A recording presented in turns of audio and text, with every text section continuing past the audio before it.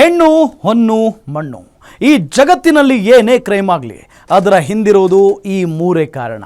ಅಪರಾಧ ಮಾಡುವಾಗ ಪಾಪಿಗಳ ಮನಸ್ಸಲ್ಲಿ ದುರಾಸೆ, ಮೋಹ, ಆಕ್ರೋಶ, ಕಾಮ ಹೀಗೆ ಏನಿರುತ್ತೋ ಏನೋ ಆಗಬಾರದು. ಹಾಗೆ ಸಿಕ್ಕಿಬಿದ್ದ ಮೇಲೆ ಪ್ರತಿಯೊಬ್ಬ ಅಪರಾಧಿಗೂ ಅನ್ನಿಸೋದು ಮನಸ್ಸಿನಲ್ಲಿ ಕಾಡೋ ಮೊದಲ ಮತ್ತು ಕೊನೆಯ ಪ್ರಶ್ನೆ ಒಂದೇ, ಇದೆಲ್ಲ ಬೇಕಿತ್ತ?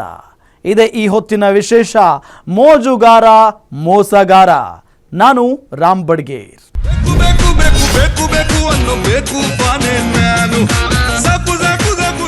ಗಂಡು ದಿಕ್ಕಿಲ್ಲದ ಒಂಟಿ ಹೆಣ್ಣು ಅಂದ್ರೆ ಕಾಮುಕರು, ಕೀಚಕರು, ದ್ರೋಹಿಗಳು ಕಣ್ಣು ಹಾಕ್ತಾನೆ ಇರ್ತಾರೆ.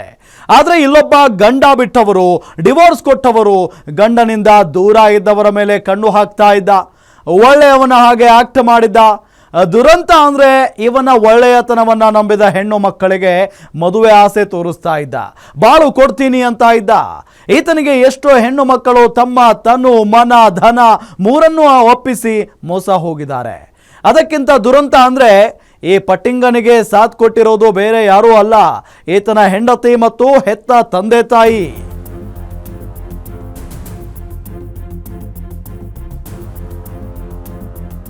ವೀಕ್ಷಕರೇ, ಮದುವೆ ಚಂದದ ಸಂಸಾರ, ಸುಖಿ ಸಂಸಾರ ಪ್ರತಿಯೊಬ್ಬರ ಕನಸು.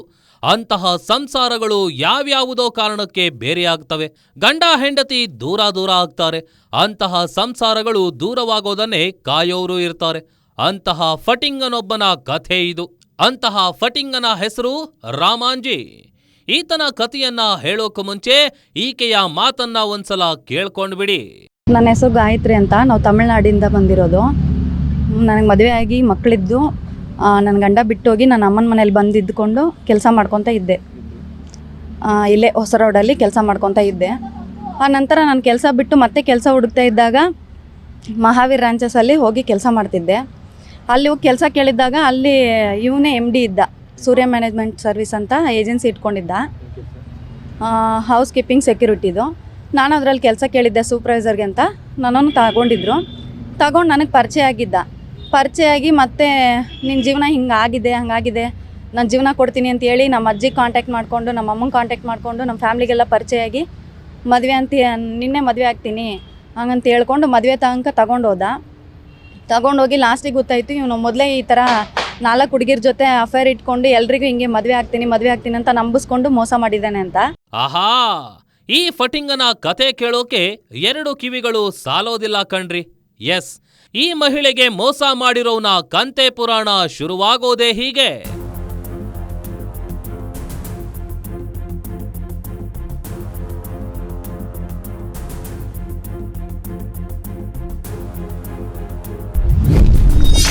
ಸೆಕ್ಯೂರಿಟಿ ಏಜೆನ್ಸಿ ಮಾಲೀಕ ಡವ್ ಹೊಡೆಯೋದೇ ಕಾಯಕ,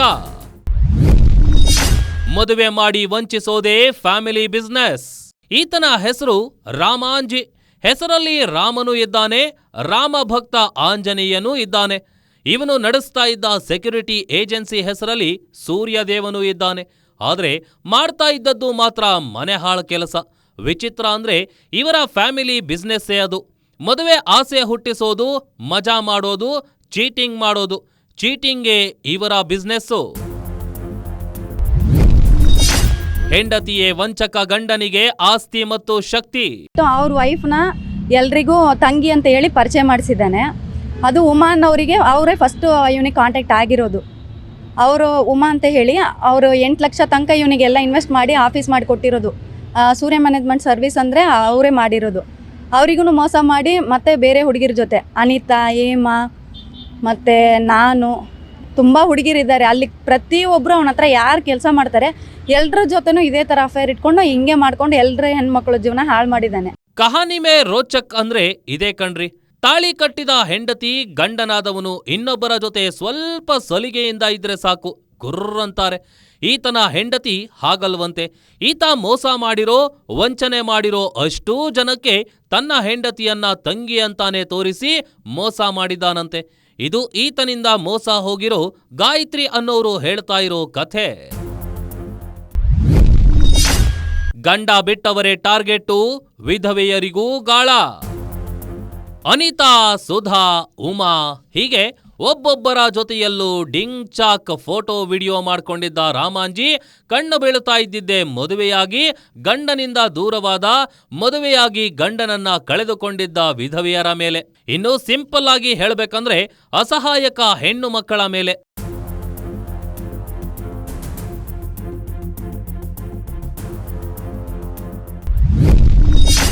ಸೆಕ್ಯೂರಿಟಿ ಏಜೆನ್ಸಿ ಕೆಲಸ ಗಂಡ ಇಲ್ಲದವರಿಗೆ ಮಾತ್ರ. ಮೊದಲು ಕೆಲಸ ಕೊಡ್ತಿದ್ದ, ನಂತರ ಬಾಳು ಕೊಡ್ತೀನಿ ಅಂತಿದ್ದ.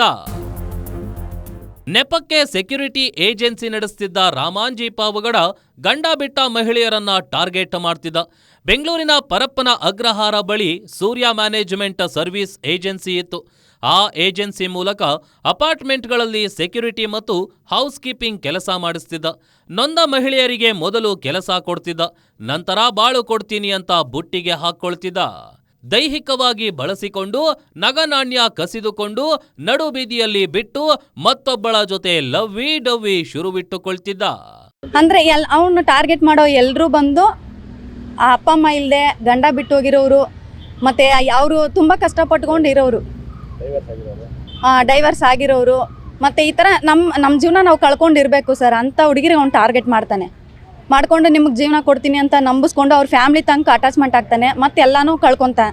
ನಮ್ಮ ಕಡೆಯಿಂದ ಎಲ್ಲ ಕಿತ್ಕೊಂಡ್ಮೇಲೆ ನಮ್ಮ ಜೊತೆ ಇದ್ದುಕೊಂಡೇ ಬಿಟ್ಟೋಗ್ತಾನೆ. ಈಗ ಸಮಸ್ಯೆ ಆಗಿರೋದೇ ಇದು. ವಿಷಯ ಏನಪ್ಪಾ ಅಂದ್ರೆ, ಈ ಗಾಯತ್ರಿಯವರಿಗೂ ಹೀಗೇನೆ ಮೋಸ ಮಾಡಿದಾನಂತೆ. ಹೆಣ್ಣು ಮಕ್ಕಳನ್ನ ನಂಬಿಸೋದು, ಮದುವೆ ಆಗ್ತೀನಿ ಅನ್ನೋದು, ಬಾಳು ಕೊಡ್ತೀನಿ ಅನ್ನೋದು, ಹೀಗೆ ಮಾಡಿ ಬಳಿಕ ಮಹಿಳೆಯರನ್ನ ನಂಬಿಸಿ ತನಗೆ ಮದುವೆಯಾಗಿಲ್ಲ, ನನಗೆ ಯಾರೂ ಇಲ್ಲ, ನಿಮಗೆ ಬಾಳು ಕೊಡ್ತೀನಿ ಅಂತ ಬುರುಡೆ ಬಿಡ್ತಿದ್ದ. 2-3 ತಿಂಗಳು ದೈಹಿಕವಾಗಿ ಬಳಸಿಕೊಳ್ತಿದ್ದ.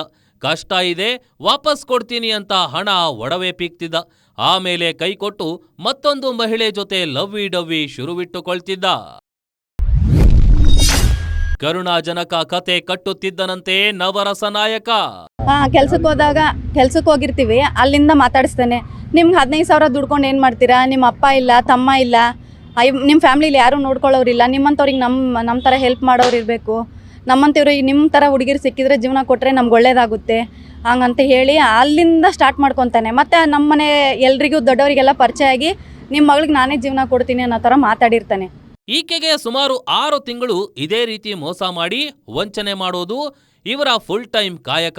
ವಿಶೇಷ ಅಂದ್ರೆ ಈತನ ಪ್ರತಿ ಕೆಲಸವೂ ಈತನ ಹೆಂಡತಿಗೆ ಗೊತ್ತಂತೆ. ಹೆಂಡತಿಯನ್ನ ಈತ ತಂಗಿ ಅಂತ ಪರಿಚಯ ಮಾಡಿಕೊಡ್ತಿದ್ನಂತೆ.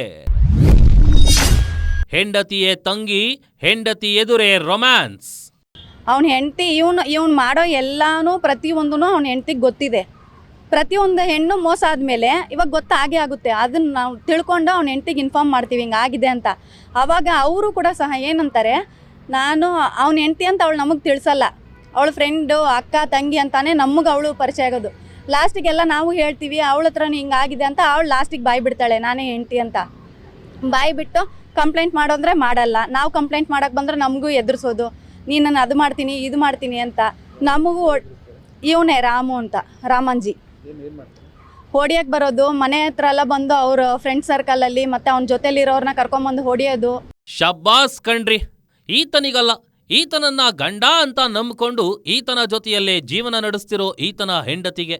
ವಿಚಿತ್ರ ಅಂದ್ರೆ ಈ ಗಂಡ ಹೆಂಡತಿ ಮೋಸ ಹೋದವರನ್ನ ಬೆದರಿಸೋ ಸ್ಟೈಲು.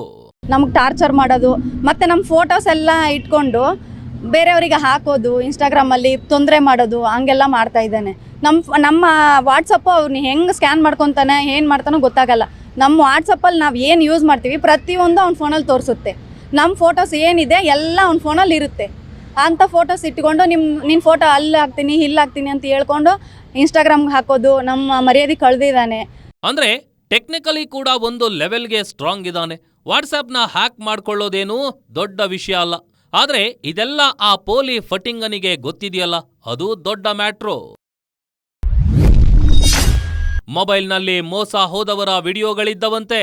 ನಿಮ್ಮನ್ನೇ ಎಲ್ಲ ಮದುವೆ ಆಗೋದು ನಾನು, ಮುಂದೆ ನಿಮ್ಮ ಲೈಫೇ ಚೆನ್ನಾಗಿರುತ್ತೆ, ನಾನು ಪೇಮೆಂಟ್ ಮಾಡಬೇಕು, ಅಲ್ಲಿ ಇನ್ವೆಸ್ಟ್ ಮಾಡಬೇಕು, ಇನ್ವೆಸ್ಟ್ ಮಾಡಬೇಕು, ಅದು ಮಾಡಿದರೆ ನಿಮ್ಗೆ ಜಾಸ್ತಿ ಬರುತ್ತೆ ಹಂಗಂತ ಹೇಳ್ತಾನೆ. ಇವಾಗ ನಾವು ಕಷ್ಟಪಟ್ಟಿರೋ ಹುಡುಗಿರಲ್ವಾ, ನಾವೇನು ಮಾಡ್ತೀವಿ, ಒಂದು ಕಡೆ ಇನ್ವೆಸ್ಟ್ ಮಾಡಿದರೆ ನಮ್ಗೆ ಅದು ಡಬಲ್ ಸಿಗುತ್ತೆ, ನಮ್ಮ ಫ್ಯಾಮ್ಲಿ ನಾವು ನೋಡ್ಕೊಬೋದು ಅನ್ನೋ ಥರ ನಾವು ಯೋಚನೆ ಮಾಡ್ಕೊಂಡು ನಂಬಿರ್ತೀವಿ. ಆ ನಂಬಿಕೆ ಎಲ್ಲ ಮೋಸ ಮಾಡಿರ್ತಾನೆ.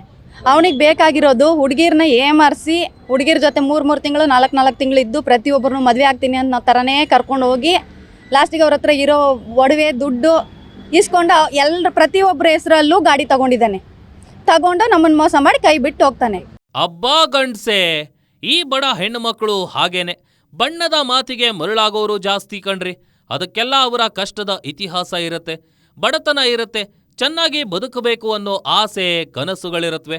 ಅಂತಹ ಅವರ ಆಸೆಯೇ ಇವನ ಬಂಡವಾಳ. ಹೋಗ್ಲಿ, ಇವರ ಅಪ್ಪ ಅಮ್ಮನಿಗೆ ಗೊತ್ತಾದ್ರೆ ಅವರೂ ಕೇಳಲ್ವಾ? ಅವ್ರ ಅಪ್ಪ ಅಮ್ಮ ಇರೋದು ಯಲಹಂಕದಲ್ಲಿ. ಅವರು ಯಾರಿಗೆ ಇನ್ಫಾರ್ಮ್ ಮಾಡಿದ್ರು ಸರ್, ಯಾರೂ ಬಂದು ಕೇಳಲ್ಲ ಅಂದರೆ ಅವನಿಗೆ ಸಪೋರ್ಟ್ ಮಾಡ್ತಾರೆ. ನಾವು ಫೋನ್ ಮಾಡಿ ಹೇಳಿದ್ರೆ ನನ್ನ ಮಗ ಗಂಡು ಮಗ, ಅವ್ನು ಏನು ಬೇಕಾದ್ರೆ ಮಾಡ್ತಾನೆ, ನೀವು ಯಾಕೆ ಇದು ಮಾಡ್ತೀರಾ, ನೀನೇನು ಮಾಡ್ತೀಯ ಮಾಡ್ಕೊ, ಕಂಪ್ಲೇಂಟ್ ಮಾಡ್ತೀವಿ ಮಾಡ್ಕೊಳ್ಳಿ, ಏನು ಬೇಕಾದ್ರೆ ಮಾಡ್ಕೊಳ್ಳಿ ಅನ್ನೋ ಥರ ನಮಗೆ ಎದುರಿಸ್ತಾರೆ ಹೊರತು ತನ್ನ ಮಗಂದು ತಪ್ಪಿದೆ ಅಂತ ಹೇಳ್ಕೊಂಡು ಯಾರೂ ಬರಲ್ಲ. ಹೆಂಡತಿನೂ ಕೇಳಲ್ಲ, ಅಪ್ಪ ಅಮ್ಮನೂ ಕೇಳಲ್ಲ.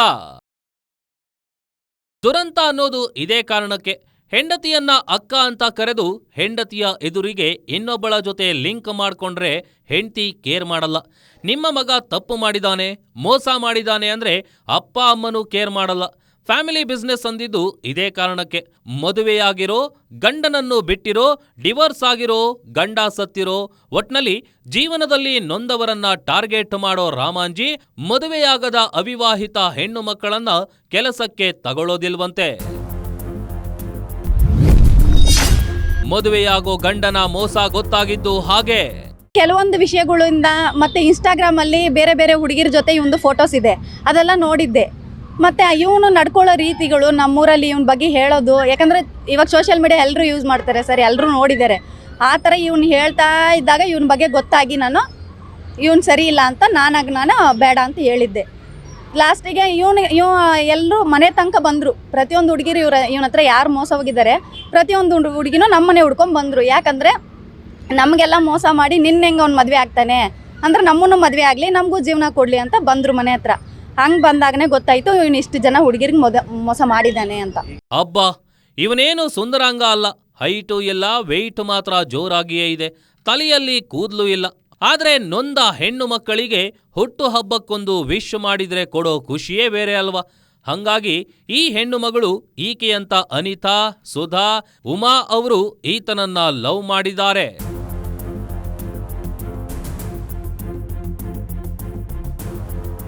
ಈತನ ಡೌ ಮಾತುಗಳಿಗೆ ಮರಳಾಗಿದ್ದಾರೆ, ಸುಖ ಕೊಟ್ಟಿದ್ದಾರೆ, ಚಿನ್ನದ ಒಡವೆಗಳನ್ನೂ ಕೊಟ್ಟಿದ್ದಾರೆ, ಕೈಯಲ್ಲಿದ್ದ ದುಡ್ಡನ್ನೂ ಕೊಟ್ಟಿದ್ದಾರೆ.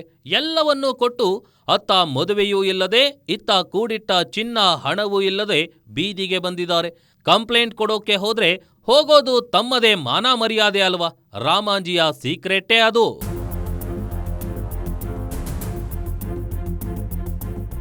ಆದರೆ ಗಾಯತ್ರಿ ಧೈರ್ಯ ಮಾಡಿದ್ದಾರೆ. ಆ ಧೈರ್ಯದಿಂದಲೇ ಪೊಲೀಸ್ ಕಂಪ್ಲೇಂಟ್ ಕೊಟ್ಟಿದ್ದಾರೆ. ಈಗ ಹೊಸ ಬಾಳು, ಹೊಸ ಬದುಕಿನ ಆಸೆ ಕಂಡಿದ್ದವರಿಗೆ ಹೊಸ ಬಾಳು ಇಲ್ಲ, ಇತ್ತ ರಾಮಾಂಜಿ ಜೈಲು ಸೇರಿದ್ದಾಗಿದೆ.